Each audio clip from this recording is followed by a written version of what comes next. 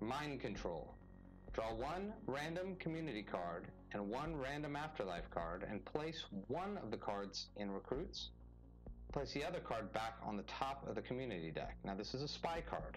So what you're going to do is you're going to plan this out accordingly. The first thing you're going to do is you're going to draw a random afterlife card.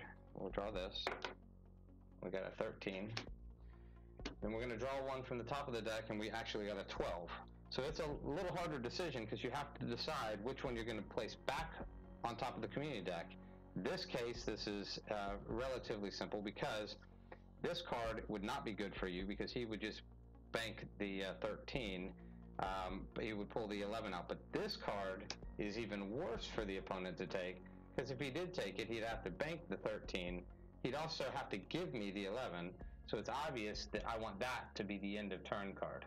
Now this card would come out at the end of the turn, and you already know what it is. So you want Mind Control to work with other cards that effectively use the end of turn mechanic. Thanks for watching the video. For more news and updates from the Master of Wheels team, just subscribe to us below.